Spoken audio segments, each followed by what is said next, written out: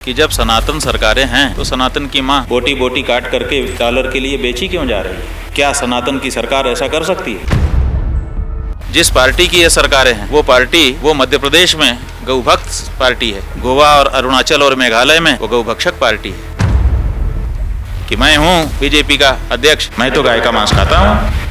क्या सनातन परंपरा में जो सरकारी हस्तक्षेप वो नियंत्रण में लेने की कोशिश कर रहे हैं क्या? कम से कम दूसरी सरकारें थी वो हिंदुओं का सहयोग नहीं कर रही, समर्थन नहीं कर रही थी, तो कम से कम को मिटा करके समाप्त तो नहीं कर रही थी जी। लेकिन अब की सरकार तो इस पर आमादा है। तो आपने जो 40 दिन का उनको अल्टीमेटम दिया उससे भी कोई फर्क नहीं पड़ा उनको, ये क्या तरीका है? तो क्या सारी शिकायत आपकी उन्हीं से है? गोरखपुर चुनने का क्या खास कारण था?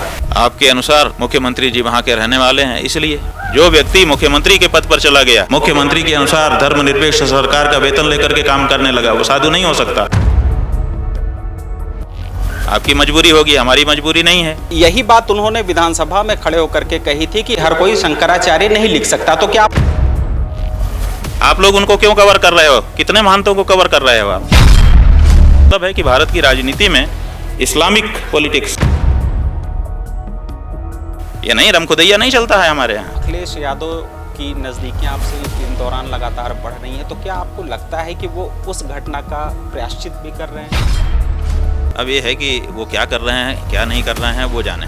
तो जिस समय कोई कष्ट में होता है उस समय जो आके खड़ा हो जाता है ना, वो हृदय में उतर जाता है कि 16 करोड़ पशुओं की हत्या करके उनका मांस ये व्यक्ति अपने मुख्यमंत्रित्व काल में बेच चुका।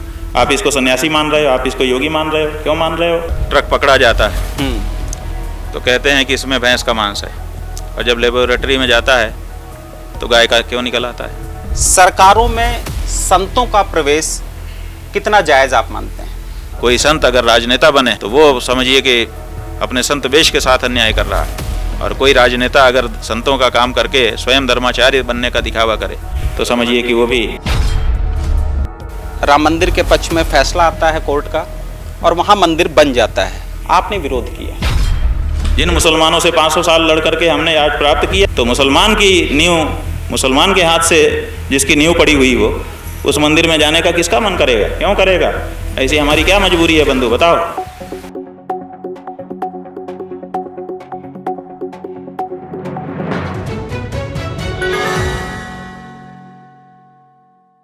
स्वामी, संत और शंकराचार्य, इस वक्त हम स्वामी अभिमुक्तेश्वरानंद सरस्वती जी के साथ हैं, जो छत्तीसगढ़ की राजधानी रायपुर से अब बेमेतरा जिले में आए हुए हैं। हम उनसे इस वक्त समझेंगे कि शंकराचार्य के पद को लेकर के उत्तर प्रदेश में जो भाजपा की सरकार है, माघ मेले से जो विवाद शुरू हुआ, इसके बाद गोरक्षा का उनका एक संकल्प है, गौ को वो राष्ट्रमाता बनाने की बात कर रहे हैं। तो इस पूरे मामले पर हम शंकराचार्य जी से सीधे मुखातिब होंगे। शंकराचार्य जी, आपका स्वागत है द लेंस पर। हम आपसे ये समझना चाहेंगे कि जब पूरे देश में 21 राज्यों में खुद को सनातन कहने वाली पार्टी की सरकार है और आपका भी एक संकल्प है कि गौरक्षा हो और गाय को गौ का दर्जा मिले, समस्या कहाँ आ रही है जब सनातन की ही सरकार है और आपकी भी वही मांग है और लगातार वो इस चीज़ को क्लेम करते रहते हैं? समस्या यहीं आ रही है, आपके अनुसार 21 राज्यों में एक सरकार है जो अपने आप को सनातनी कहती है। क्या कोई हिंदू, कोई सनातनी शक्तिमान होते हुए भी ये करेगा? अगर कर रहा है इसका मतलब कि वो सनातनी नहीं है, वो हिंदू नहीं है। ये जो आप कह रहे हैं सनातनी सरकारें, ये कहने में तो सनातनी सरकारें हैं, लेकिन कसौटी पर कसने पर ये सनातनी सरकारें नहीं दिखाई देती। जिस पार्टी की ये सरकारें हैं वो पार्टी एक गजब का स्वरूप लेकर के आई हुई है। वो मध्य प्रदेश में गौभक्त पार्टी है, गोवा और अरुणाचल और मेघालय में वो गौभक्षक पार्टी है। तो एक ही पार्टी अलग अलग प्रदेशों में कहीं गौपूजक पार्टी होती है, कहीं गौभक्षक पार्टी होती है। ऐसा तो नहीं हो सकता ना। लेकिन ये है, ये क्या है?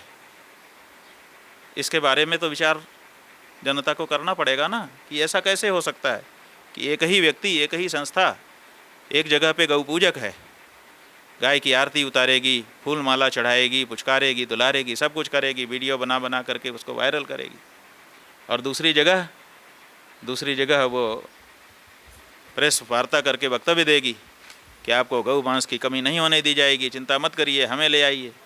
उनका जो प्रदेश अध्यक्ष होगा वो प्रेस कॉन्फ्रेंस करके कहेगा कि मैं हूँ बीजेपी का अध्यक्ष, मैं तो गाय का मांस खाता हूँ, आप लोग क्यों चिंता करते हो, बीजेपी आने पर गाय मांस की कोई कमी आपको नहीं होने दी जाएगी। ये जो दोहरा चरित्र है, ये दोहरा चरित्र तो कालनेमी का ही होता था और किसी का होता नहीं है। तो ये जो पार्टी है जिसको आप सनातन पार्टी कह करके बुला रहे हैं, वो हमारी नज़रों में अब सनातन पार्टी नहीं दिखाई देती है। हाँ, ऊपर से आवरण जरूर उसका सनातन का है, लेकिन अंदर से वो बिल्कुल सनातन नहीं है, बल्कि गौ ब्राह्मण के और सनातनियों के विरुद्ध है। जी स्वामी जी, माघ मेले से जो स्नान को लेकर के जो विवाद शुरू हुआ, बटुकों की शिखाएं खींची गई, जिसका आपने कड़ा विरोध किया, इसके बाद से लगातार जो यूपी की सरकार है वो आपकी कोई बात मान नहीं रही है, लगातार आपके और उनके बीच में विरोधाभास सामने दिखाई दे रहा है। हम ये समझना चाहेंगे आपसे कि क्या सनातन परंपरा में जो सरकारी हस्तक्षेप है वो नियंत्रण में लेने की कोशिश कर रहे हैं क्या? जो प्रतिष्ठित पदों पर बैठे लोग बात यह है कि सरकारों को अपना काम, सरकारी काम करना चाहिए।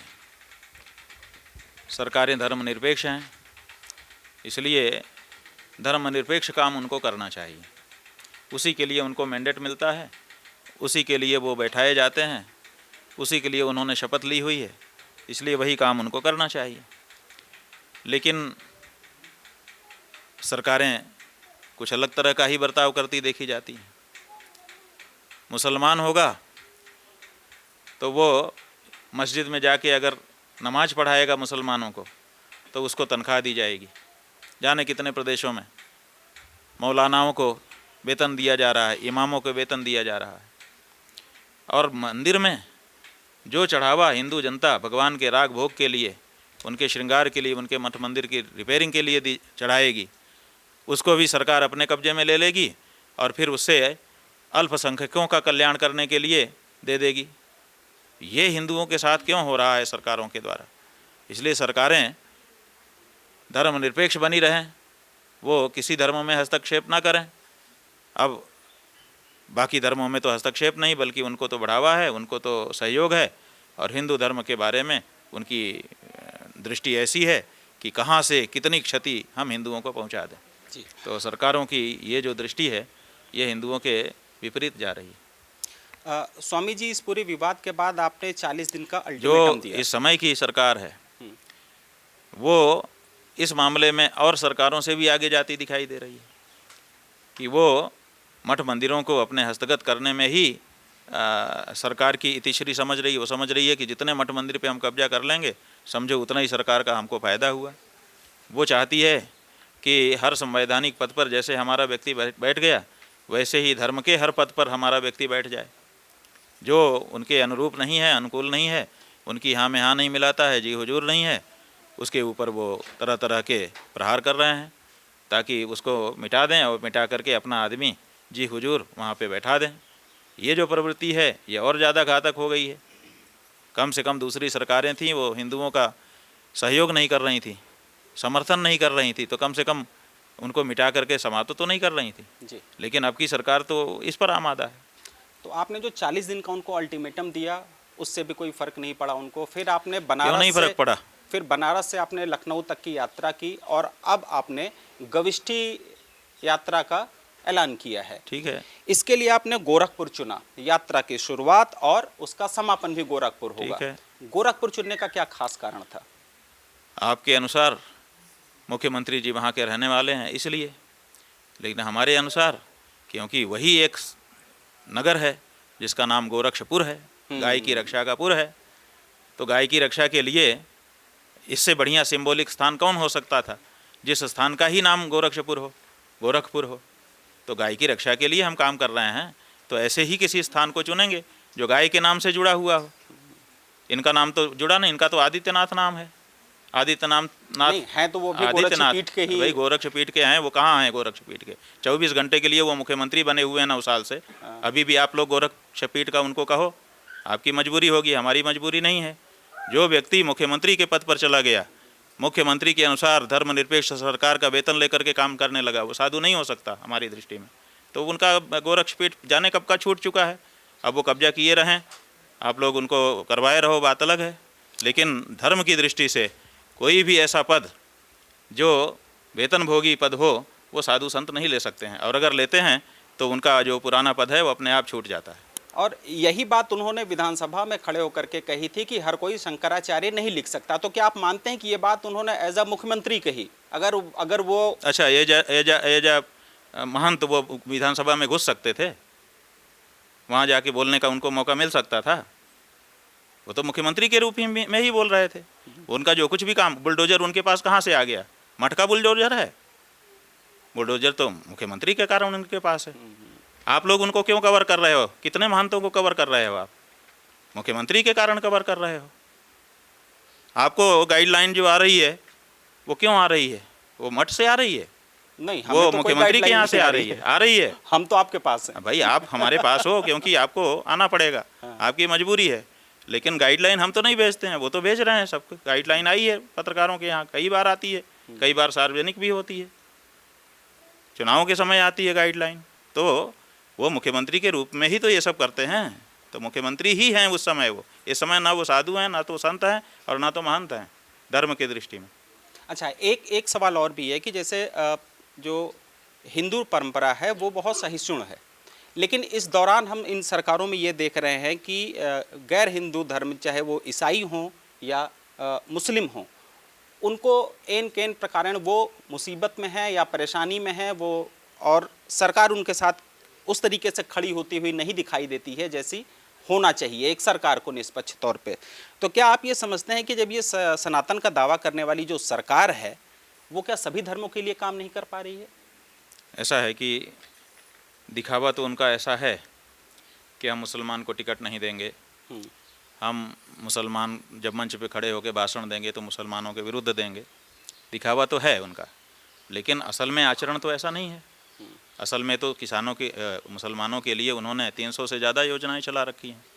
जितना पैसा पिछली सरकारें लंबे टेन्योर में नहीं दे पाई, उतना इन्होंने अभी तक मुसलमानों के लिए दे दिया। तो मुसलमानों के लिए जितना कार्य वो कर रहे हैं उतना तो किसी ने नहीं किया। भारत की किसी पार्टी ने ये नहीं कहा कि मुसलमानों के बिना हिंदुत्व अधूरा है। इन्होंने तो कह दिया कि मुसलमानों के बिना हिंदुत्व अधूरा है। तो आप उनको कहें कि वो मुसलमानों के विरोधी हैं, हम तो ऐसा नहीं देख पाते। हम तो देख रहे हैं कि वो जितना मुसलमानों का समर्थन कर रहे हैं उतना अभी तक किसी संस्था ने और किसी सरकार ने नहीं किया। बिल्कुल मुस्लिम परस्त हैं जी। और मुसलमानों की जो चीज़ें हैं वो लेकर के आ रहे हैं। जैसे राजनीति, मुसलमानों के यहाँ ये राजनीति है खलीफा पद्धति कि वहाँ पर धर्माचार्य और राजा एक ही होता है। हिंदुओं में तो होता नहीं है। इसलिए हिंदुओं में सदा से ये रहा है कि राजा अलग होता था और धर्मगुरु अलग होता था। ये भारतीय जनता पार्टी वाले लेके आए हैं कि राजा भी वही होगा, वही धर्मगुरु भी होगा। ये तो मुसलमानों की पद्धति है। इसका मतलब है कि भारत की राजनीति में इस्लामिक पॉलिटिक्स को इंट्रोड्यूस किया जा रहा है इनके द्वारा। तो ये मुसलमानों के जितने बड़े समर्थक हैं, कौन है? कौन हलाला ओमान से लेकर के आया बताओ? हलाला सर्टिफिकेट तो इन्होंने दिया। माने अब इनके यहाँ जो मांस भेजा जा रहा है विदेशियों के लिए वो कलमा पढ़ करके पशु काटा जाएगा और तब जा करके उसको पैक करके भेजा जाएगा। ये तो किसी ने इसके पहले नहीं किया था ना। ये तो ये मुसलमानों के लिए कलमा पढ़ करके पशु काट करके मुसलमानी तरीके से भेज रहे हैं। उसके साथ अर्थशास्त्र भी जुड़ा है। तो क्या आपको लगता है कि इस सरकार को अर्थशास्त्र ही ज़्यादा प्रिय है? बात यह है कि अर्थशास्त्र किसको प्रिय नहीं है? सबको अर्थशास्त्र भी जीवन का एक अंग है।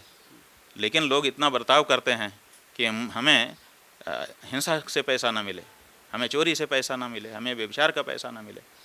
तो मांस बेच करके कमाई करना ये कौन सा हिंदुत्व है? कोई भी व्यक्ति जो गेरुआ कपड़ा पहन करके साधु सन्यासी बना है, आपके गांव में अगर एक साधु आए और 10 किलो मांस लेकर के एक ठेला लगा के बेचने लगे, आप लोग उसको भगा दोगे कि साधु होके ये क्या कर रहा है? 16 करोड़ पशु अभी तक 9 साल में इन्होंने मार दिए। हमने अपेडा का आंकड़ा देखा, हमने बताया लोगों को कि 16 करोड़ पशुओं की हत्या करके उनका मांस ये व्यक्ति अपने मंत्रित्व काल में बेच चुका। आप इसको सन्यासी मान रहे हो, आप इसको योगी मान रहे हो, क्यों मान रहे हो? ये क्या तरीका है? तो क्या सारी शिकायत आपकी उन्हीं से है? भाई हमारी शिकायत जिससे है हम बोल रहे हैं, आपने उनका नाम लिया उनकी बोल रहे हैं, और किसी से शिकायत होती तो उससे भी बोलते। उनकी सरकार है, जैसे असम में है, गोवा में है, भाई सब जगह। छत्तीसगढ़ में आप यहाँ पे भी उन्हीं की सरकार। भाई तो यहाँ भी है, हमने बोल दिया। आते ही कल आपने कवर नहीं किया, आपकी इच्छा है। हमने एयरपोर्ट में उतरते ही बोल दिया कि महतारी ला जे महतारी नहीं कह सके। हाँ, लास्ट में आपने बताइए, में बोला था तो फिर छत्तीसगढ़ी में बोल दिया ना, तो छत्तीसगढ़ के लिए ही तो बोला था। आप उसका जिक्र ही नहीं कर रहे हो। सारी शिकायत उनसे है। अरे हमारी शिकायत हर उससे है जो हमारी माँ के विरुद्ध है। बिल्कुल। एक सवाल और भी है कि उत्तर प्रदेश में अखिलेश यादव ने आपसे गोरक्षा का प्रस्ताव मांगा है। अखिलेश यादव का जिक्र इसलिए क्योंकि वो विपक्ष में हैं और एक समय उनकी सरकार थी और आपका भी उनके साथ जो विवाद था वो सबने जाना है, देखा है, लेकिन इस वक्त वो आपके साथ खड़े हुए दिखाई दे रहे हैं। तो क्या आपकी जो ये गोरक्षा का जो आंदोलन है इसमें विपक्षी पार्टियां सहयोग देती हैं, तो उनका सहयोग आप लेंगे या आप अभी भी स्वतंत्र हैं और एकला चलो? देखिए, हमारे पास मुसलमान आए थे, बड़े बड़े नेता। उन्होंने कहा कि आपका ये गौ रक्षा का जो आंदोलन है ये बहुत हम लोगों को ठीक लग रहा है, इसमें हम सहयोग करना चाहते हैं आपका। आपके छत्तीसगढ़ से एक कवर्धा नाम की जगह है, वहाँ हम हर साल आते जाते हैं। वहाँ पर 1000 मुसलमानों ने एक सभा की, उनकी कोई सभा होगी। तो यहाँ से टेलीफोन हमारे पास गया, हम कहीं दूसरे प्रदेशों में थे, तो उन्होंने कहा कि हम 1000 मुसलमान यहाँ पर मीटिंग कर रहे हैं, बैठे हुए हैं, और हम आपके बाकी हमारी जो बातें हैं वो तो है ही हैं, हम आपके राष्ट्रमाता की मुहिम को समर्थन यहाँ से देना चाहते हैं। तो आप इसके बारे में हमको 2 शब्द बोल करके अगर भेजेंगे तो हम लोगों को ठीक लगेगा।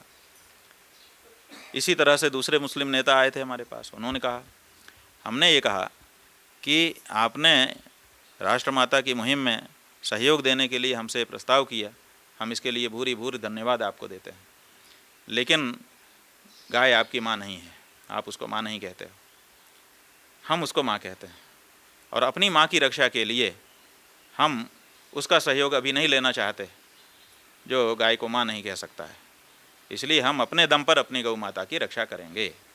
साफ कह दिया हमने कि भाई आपका धन्यवाद, आप हमको समर्थन दे रहे हो। अभी जब हम लखनऊ गए थे, ऑल इंडिया मुस्लिम कमेटी के लोग हमारे पास आए थे, उन्होंने लिख करके हमको पत्र दिया और कहा कि हम गौ माता को राष्ट्र माता बनाने की मुहिम का खुले दिल से समर्थन करते हैं।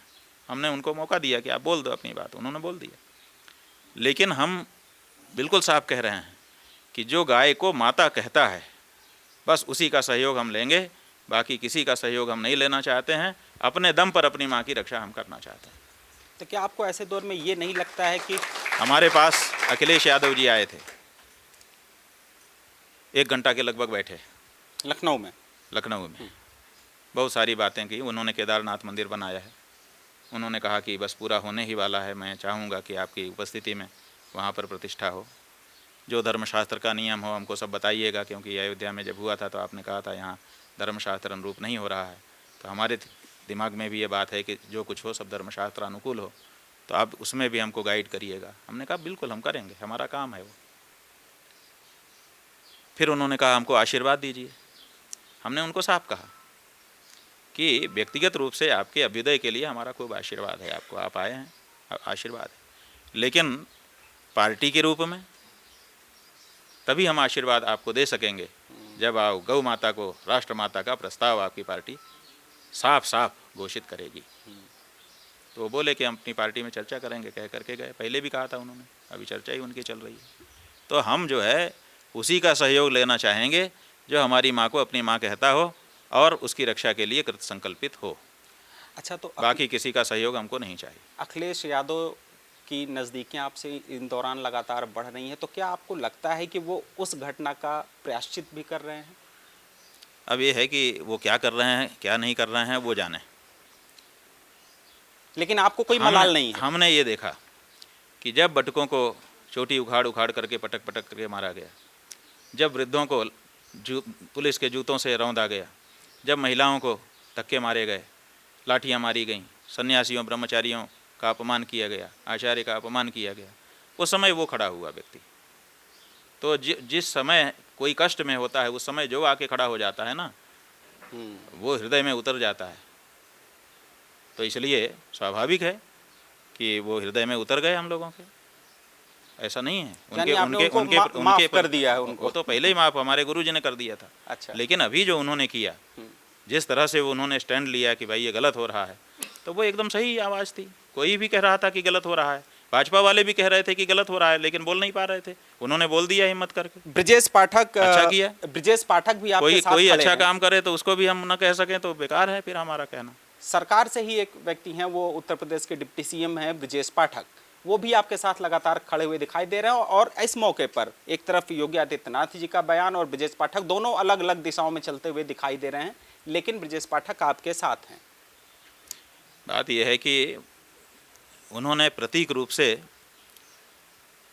बटुकों को बुला करके सम्मानित किया, जबकि असली बटुक मौजूद थे। किसी की मूर्ति की पूजा या उसके विकल्प स्वरूप की पूजा तब की जाती है जब वो हयात ना हो, उपस्थित ना हो।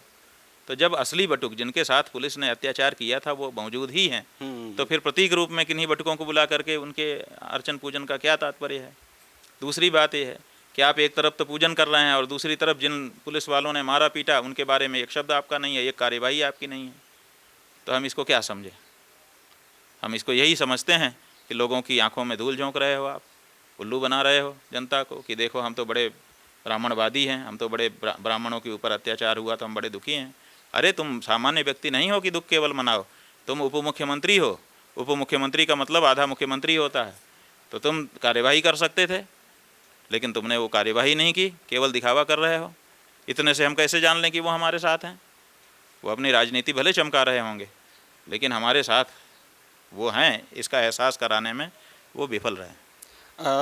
स्वामी जी, आपका पूरा अभियान गौ माता के इर्द गिर्द है। इस दौरान हमने ये देखा है कि पूरे देश भर में एक गौ रक्षकों की लहर भी उठी है, उसको कैसे देख रहे हैं आप? ये देश गौरक्षक देश है। नहीं, इस ये वक्त हिंदुओं का तमाम देश है। घटनाएं भी जो सामने आती हैं उससे इसमें हर व्यक्ति के मन में गौ माता की रक्षा की भावना है। इसलिए जैसे ही उसको अनुकूल वातावरण मिलता है उसके मन की भावना प्रकट होने लग जाती है। लेकिन उससे जो तमाम घटनाएं हो जा रही हैं, इस समय लोग जो है गौ माता की रक्षा के लिए मुखर होकर के बोल रहे हैं।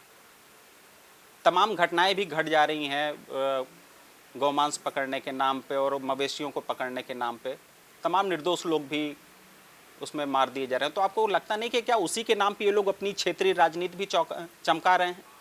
बात यह है कि जब ट्रक पकड़ा जाता है तो कहते हैं कि इसमें भैंस का मांस है, और जब लेबोरेटरी में जाता है तो गाय का क्यों निकल आता है? कागज में इन लोगों ने कानून बना करके रखा है और मौके पर कुछ और ही हो रहा है। अब गौ माता की रक्षा के लिए कोई जवान निकला है, आप कहते हैं गुंडे हैं। प्रधानमंत्री जैसे पद पर बैठ करके कहते हैं कि गौरक्षक गुंडे हैं। क्या किया जाए? कोई निर्दोष हो सकता है कि कभी पीड़ित हो गया हो, लेकिन बहुतायत में नहीं हुआ है ऐसा। कहीं कहीं हो गया, शंका के आधार पर कभी हो जाता है, लेकिन अधिकतर तो वही लोग हैं। गौ रक्षकों को गोलियां मार दी जाती हैं, गौ रक्षकों को अंग भंग कर दिया जाता है। अभी आपके छत्तीसगढ़ में बेचारा छोटा सा बच्चा, कहाँ का, लोरमी का था, वो मार दिया गया, जवानी में ही मार दिया गया, गोली मार दी उसको। और कितने मार दिए जाते हैं। तो गौ रक्षकों के साथ जो कुछ हो रहा है, सरकारें उस बारे में ध्यान ही नहीं देती हैं। कहीं एक अगर कोई निरपराध, वो भी कथित रूप से, उसके फंदे में आ जाता है तो उसका प्रचार ज़्यादा होता है। सच्चाई ये है कि गाय मारी जा रही है, और सच्चाई ये है कि गाय से जुड़े हृदय वाले जो हिंदू हैं वो बेचारे जिंदा ही मार दिए जा रहे हैं। उनके लिए तो बड़ा कष्ट का समय है कि हम कुछ नहीं कर पा रहे हैं। वोट दे करके सरकार वो बनाएं और सरकारें जो हैं बीफ का निर्यात बढ़ाएं, गजब की बात है। और उसके बाद भी यही कहें कि हम तो हिंदू हृदय सम्राट हैं। अब ये परिभाषाएं जो हैं धूमिल होने लग गई हैं। अब इस बारे में जनता की जागरूकता बढ़ रही है, और जैसे जैसे ये जागरूकता बढ़ेगी, स्वाभाविक है कि जो नकली साधु, नकली संत, नकली हिंदू आ गए हैं मार्केट में, वो समाप्त होंगे। आखिरी सवाल से ख़त्म करेंगे। सरकारों में संतों का प्रवेश कितना जायज़ आप मानते हैं? नहीं, बिल्कुल जायज़ ही नहीं है, कितना की बात ही नहीं है। सरकार अलग चीज़ है, सरकार मतलब शासन चलाने वाली एक संस्था, और संत का मतलब है धर्म शासन।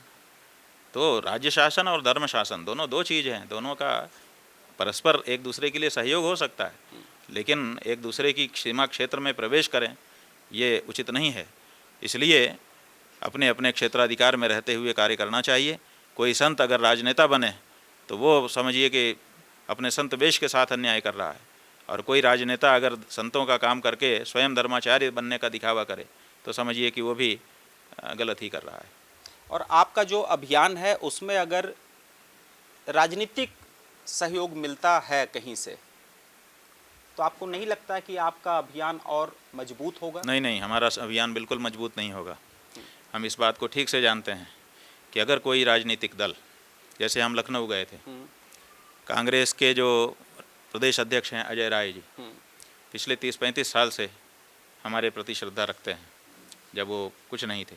हमने जब कांग्रेस के खिलाफ आंदोलन किया था, वो कांग्रेस में रहते हुए भी हमारा साथ देते थे। वो कहते थे गंगा जमुना पहले है, आप लोग पहले हैं, बाद में पार्टी है।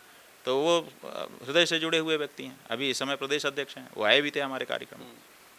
अखिलेश यादव समाजवादी पार्टी के नेता हैं, जो उत्तर प्रदेश में इस समय विपक्ष में है, दूसरी बड़ी शक्ति है, राजनीतिक शक्ति है।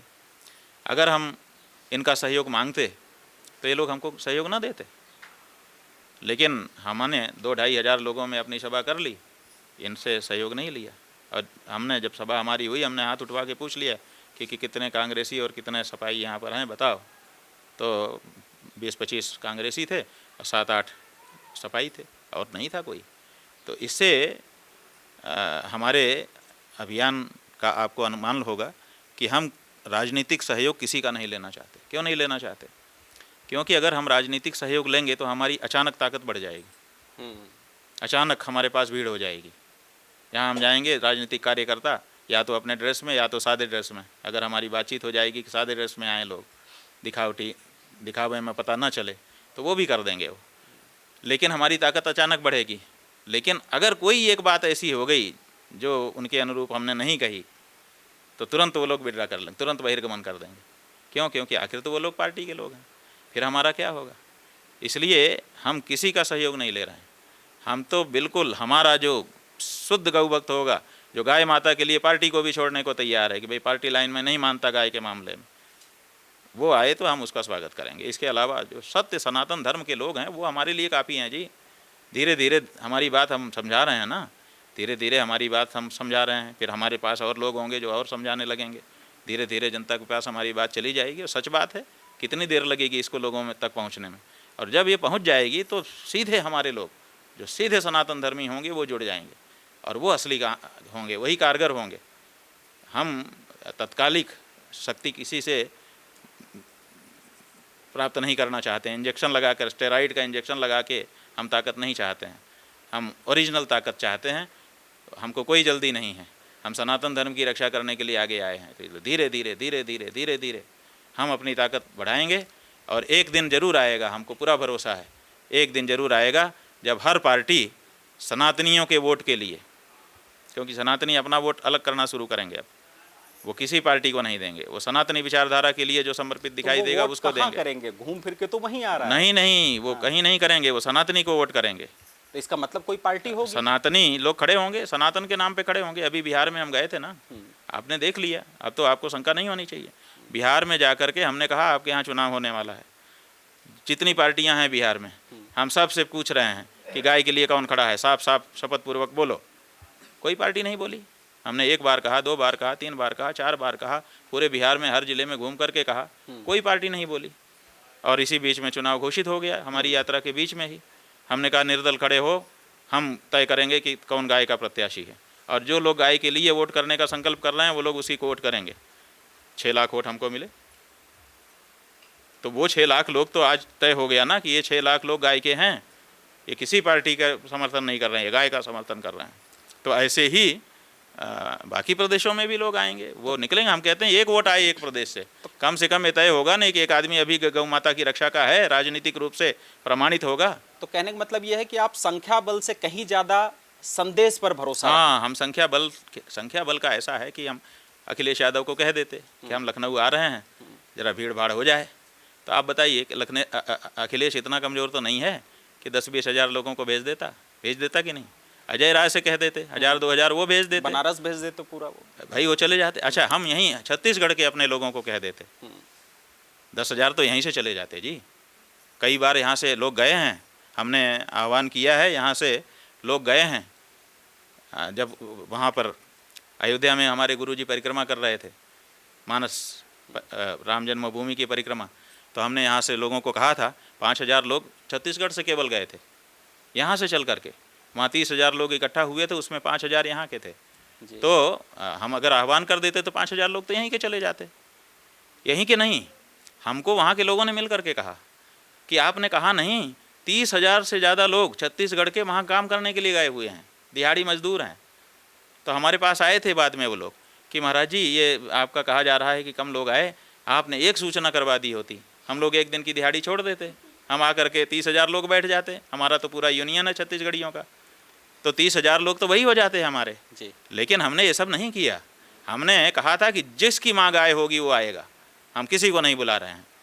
उसके बाद भी इतने सारे लोग आकर के वहाँ दिन भर बैठे रहे। तो हमारी ताकत का अंदाज़ा अभी कहाँ है? हमारी ताकत मतलब हमारे सनातन धर्म की ताकत का। तो जैसे जैसे ये बात हम कहेंगे धीरे धीरे बढ़ेगी। हर पार्टी को गौ माता के लिए अपनी भक्ति प्रदर्शित करनी होगी इसी देश में।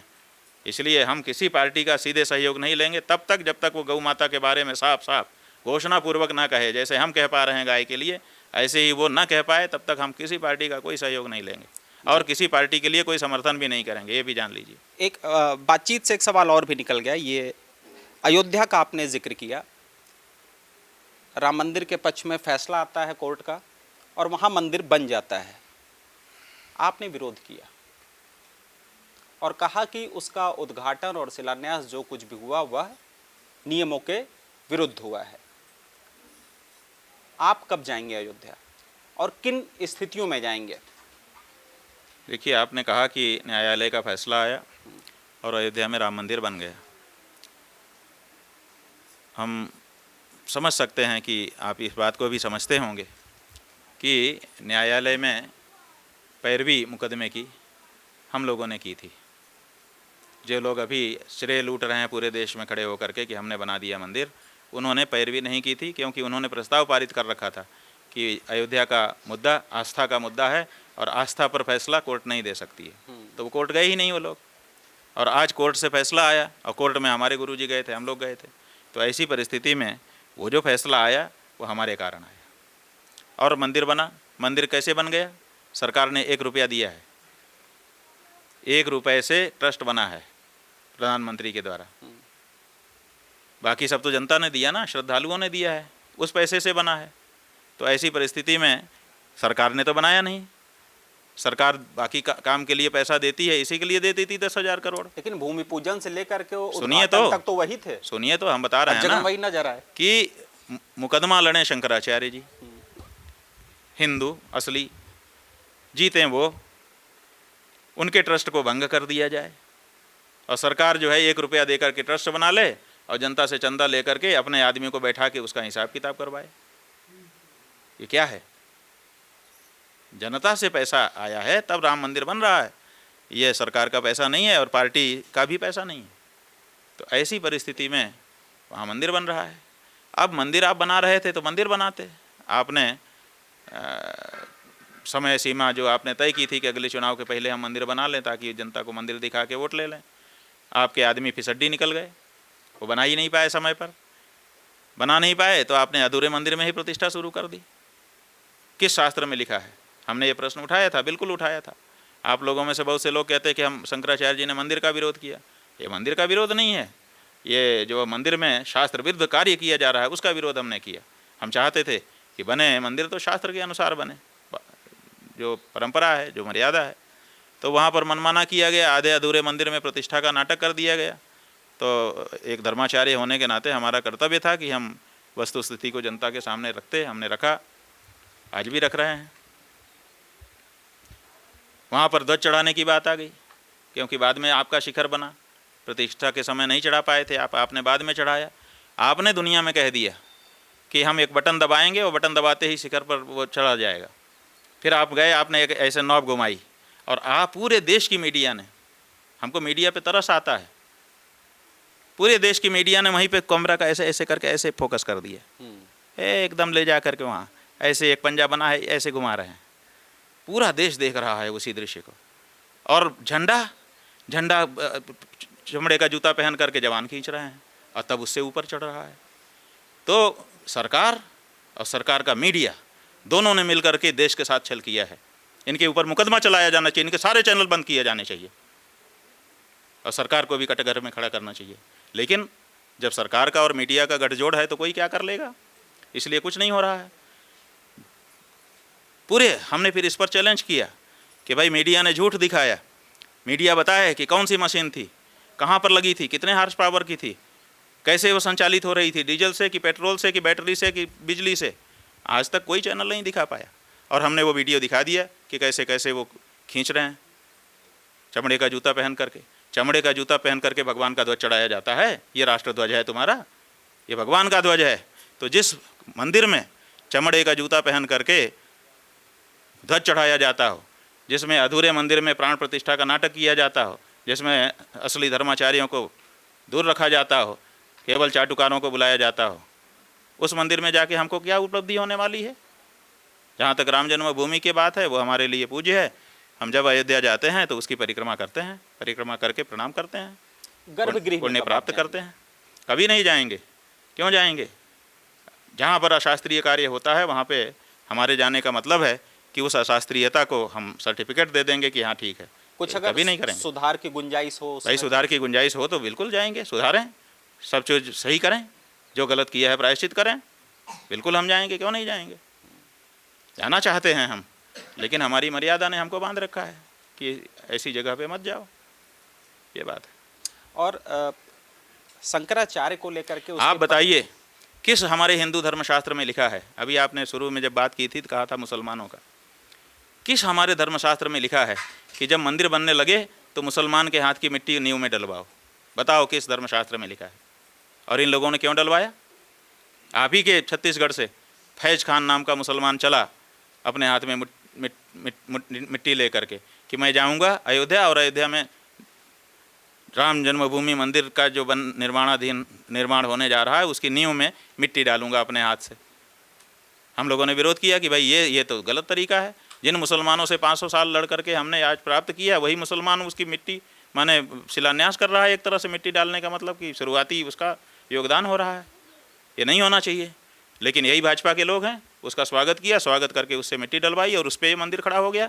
तो मुसलमान की नींव, मुसलमान के हाथ से जिसकी नींव पड़ी हुई हो, उस मंदिर में जाने का किसका मन करेगा? क्यों करेगा? ऐसी हमारी क्या मजबूरी है बंधु, बताओ?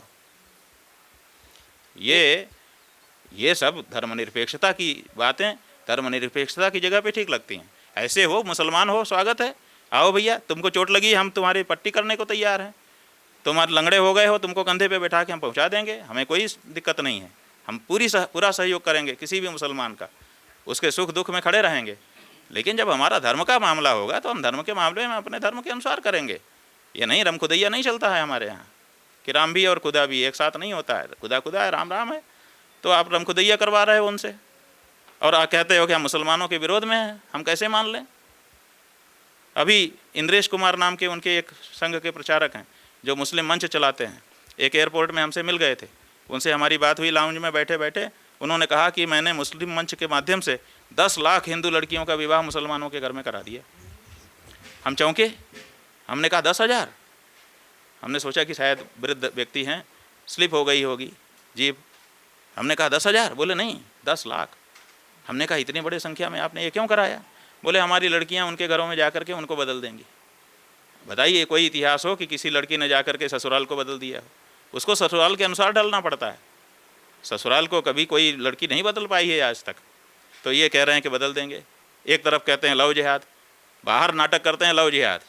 ये नहीं होना चाहिए। पार्क में 2 लड़का लड़की बैठे होंगे तो जाके डंडा फटकारेंगे, और यहाँ 10 लाख लड़कियों का विवाह खुद ही मुस्लिम मंच से करवा चुके। तो ये सब जो दोहरा चरित्र चल रहा है, आखिर हिंदू जनता पता नहीं कब समझेगी। अब आखिरी सवाल ये, हम इस सवाल के साथ इस बातचीत को हम विराम देंगे। शंकराचार्य पद को लेकर के जो मामला है उसको आपने बार बार बताया है कि वो कोर्ट में है, लेकिन वहीं आदित्यनाथ इस सवाल को उठाते रहते हैं कि कोई भी शंकराचार्य नहीं लिख सकता। कहना क्या चाहेंगे आप इस पर? ऐसा है कि हमारा मामला कोर्ट में किस रूप में है? इस रूप में नहीं है कि हमारे ऊपर कोई विचार हो रहा है कि ये शंकराचार्य हैं कि नहीं हैं।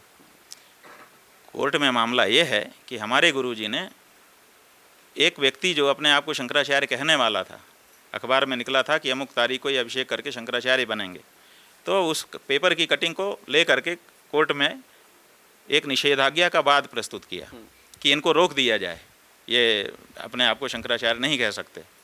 तो हम गए हैं किसी को रोकने के लिए, हमारे ऊपर विचार नहीं है, हम तो शंकराचार्य है ही, हम उनको रोकने के लिए गए हैं। और जो हमने कहा कि ये सन्यासी नहीं है ये व्यक्ति, इसलिए शंकराचार्य नहीं हो सकता है, अपने आप को शंकराचार्य कहने के लिए जा रहा है, इसको रोक दिया जाए। उसको लोअर कोर्ट ने लंबे विचार विमर्श के बाद रोक दिया। फिर वो अपील में गया व्यक्ति, अपील में भी वो हार गया, उसको रोक दिया गया। फिर वो हाई कोर्ट गया, हाई कोर्ट में भी उसको सन्यासी नहीं माना गया। अब वो सुप्रीम कोर्ट गया है और वहाँ पर लटका करके मुकदमे को रखा है। तो हम इसलिए नहीं गए हैं सुप्रीम कोर्ट में कि हमारे ऊपर कोई विचार विमर्श चल रहा है, हम किसी को रोकने के लिए गए हैं। उसको 3 कोर्ट से रोका जा चुका है, चौथे कोर्ट में, अंतिम कोर्ट में गए हैं कि आप यहाँ से भी रोक दीजिए। तो वो चूंकि जानता है कि हम हर जगह से रोके गए हैं, हमारा मुकदमा कमज़ोर है, तो सरकार का जो वकील है मुख्य, उसको खड़ा किया गया है उस व्यक्ति के वकील के रूप में। जबकि सरकार का जो वकील होता है भारत सरकार का, वो व्यक्तिगत केस लड़ता नहीं है सामान्य रूप से, लेकिन उस व्यक्ति के लिए सरकार का वकील खड़ा है। और सरकार का वकील खड़ा होकर के 3-3.5 साल तो हम ही को हो गया आए, इसके पहले गुरुजी थे, तब से वो केस ही नहीं चला रहा है। क्यों नहीं चला रहा है? अगर उसके केस में दम है तो वो कोर्ट से कह दे कि भैया हमारा सुन लीजिए, तो वो ये नहीं कह पा रहे हैं, वो लिंगर करते जा रहे हैं, लिंगर करते जा रहे हैं, लिंगर करते जा रहे हैं, ताकि ये कह सकें कि साहब सुप्रीम कोर्ट में इनका मामला। हमारा मामला ये है ही नहीं कि हम शंकराचार्य हैं कि नहीं है, हम तो शंकराचार्य हैं। हमने रोकने के लिए कहा है, उसको नीचे की कोर्ट ने रोक दिया है, ऊपर की कोर्ट को उसमें मोहर लगाना है, इसके लिए मुकदमा है। तो उसका ये लोग प्रचार करते हैं कि हर कोई शंकराचार्य नहीं कह सकता। कहते हैं हर कोई थोड़े नेता प्रतिपक्ष अपने को कहेगा, हर कोई थोड़े अपने को मुख्यमंत्री कहेगा। उन्हीं की बात से उनका जवाब हो जाता है कि जब वो कहते हैं कि हर कोई थोड़े अपने को मुख्यमंत्री कहेगा, तो हम ये पूछते हैं कि आदित्यनाथ अपने आप को मुख्यमंत्री कहेगा कि नहीं कहेगा? जो मुख्यमंत्री है, शपथ कराई गई है जिसको, वो तो कहेगा, हर कोई तो नहीं कह सकता। ऐसे माता प्रसाद नेता प्रतिपक्ष के रूप में स्थापित है, वो तो कहेगा। उसी तरह से हर कोई अपने आप को शंकराचार्य नहीं कहेगा, लेकिन जो शंकराचार्य पदाभिषिक्त है वो तो कहेगा। तो आप उसके बारे में भ्रम उत्पन्न करने के लिए सदन में खड़े होकर के ऐसा झूठा वक्तव्य क्यों देते हो? ये सवाल हमने पूछा, उसका जवाब नहीं है उनके पास। 40 दिन का हमने समय दिया था कि 40 दिन में सिद्ध करो कि तुम असली हिंदू हो। कहाँ बोल पाए? एक शब्द नहीं बोल पाए। उनका जो धर्मपाल नाम का पशुपालन मंत्री है, वो आया, लिखा हुआ पढ़ दिया उसने कि हमने बहुत ये किया, हमने ये किया, हमने ये किया, हमने ऐसा कानून बनाया है, लेकिन असलियत जो है वो अलग ही है। तो जो असलियत है वो जनता के सामने ना आए, इसके लिए व्यवहार किया जा रहा है। अभी अखबार में आया है कि संघ सरकार और SSS को चलाया है। संघ, सरकार और एक ऐसा और है कुछ संगठन, संघ, सरकार और संगठन, ऐसे 3 स हैं। SSS वहाँ पर चल रहा है, उसकी बैठकें हो रही हैं एक के बाद, समन्वय बैठक। तो अभी तक ये निकल के आ रहा था कि संघ ने कहा है कि आदित्यनाथ जी, शंकराचार्य जी के साथ जो आपका मामला हो गया है उसको सही करिए। अब आया है कि आदित्यनाथ जी ने इनकार कर दिया कि नहीं, हम माफ़ी नहीं मांगेंगे, हम नहीं जाएंगे। तो अब आया है कि संघ ने ये कहा है कि ठीक है, कैंडिडेट तो आदित्यनाथ ही हैं, और आदित्यनाथ के बारे में जो नकारात्मक बात बनी है उसको सकारात्मक बनाया जाए। और उसके बाद कई यूट्यूबर निकल करके आए हैं जो आदित्यनाथ के गुण गा रहे हैं, और हमारे बारे में कहा जा रहा है कि वो गलत हैं।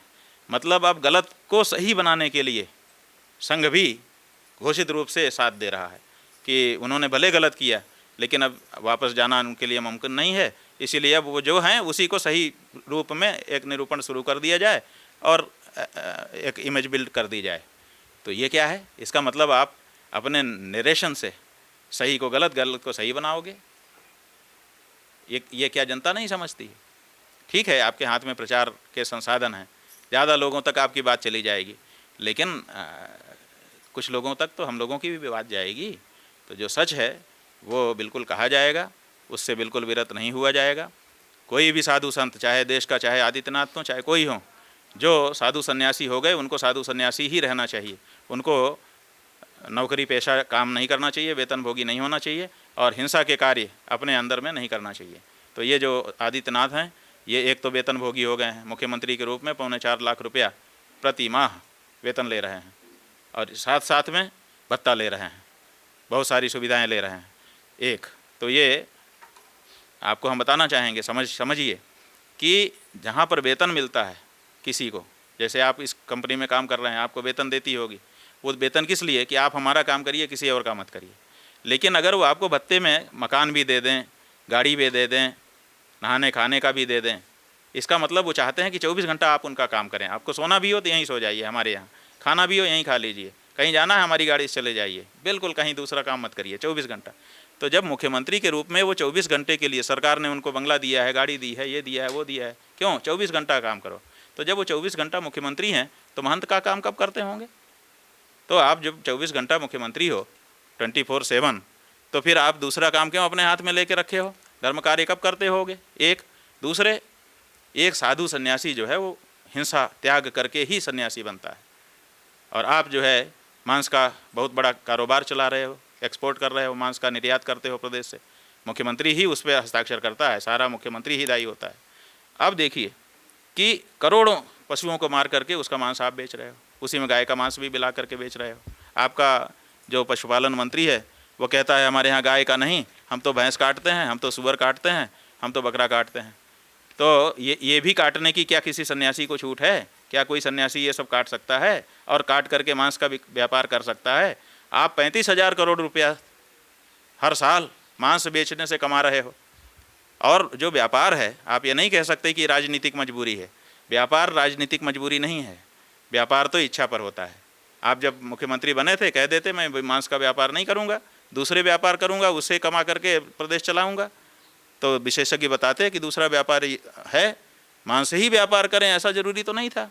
लेकिन आपने उस मांस व्यापार को सन्यासी होकर के भी स्वीकार करके आपने सबको चैनलाइज किया, सबको वैध बनाया, जो अवैध थे उनको भी वैध बना दिया, और दुगना कर दिया एक्सपोर्ट को। आज की तिथि में जितना पहले की सरकारों में होता उससे दुगना मांस का निर्यात इनके समय में हो रहा है, और ये सन्यासी भी बने हुए हैं। अगर हमने इस पर आवाज़ नहीं उठाई तो हमारी आने वाली पीढ़ियां जो साधु संत बनेंगी वो गेरुआ कपड़ा पहन के साधु के रूप में जनता के बीच में जाके चरण भी पुजवाएंगी और नौकरी और व्यापार भी करती रहेंगी। तो ये गलत नज़ीर हो जाएगी, जो कि हिंदू समाज के लिए ठीक नहीं होगी। इसलिए एक धर्माचार्य के रूप में हमको ये बात उठानी ही पड़ेगी जी। तो पूरी बातचीत आपने लेंस पर देखा, स्वामी जी ने साफ साफ जो था वो बयान किया है पूरी बात। एक महत्वपूर्ण बात इन्होंने ये कही है कि राजनीति में संत का प्रवेश ठीक नहीं है, और इन्होंने ये बात भी यहाँ पर साफ की है कि यह राजनीति में इस्तेमाल होने के लिए नहीं है। तो यह जो मौजूदा सरकारें हैं यह उनके लिए भी संदेश है, और विपक्ष में बैठे जो दल हैं जो इनके साथ खड़े हुए दिखाई दे रही है उनके लिए भी साफ संदेश है कि इनके साथ अगर चलना है तो इनकी मांगों को स्वीकार करना होगा। द लेंस देखने के लिए आपका धन्यवाद। देश दुनिया की रखी खबर हर रोज हर शाम कानो कान सुनते रहें द लेंस पॉडकास्ट। रहे अपडेट लेंस के साथ।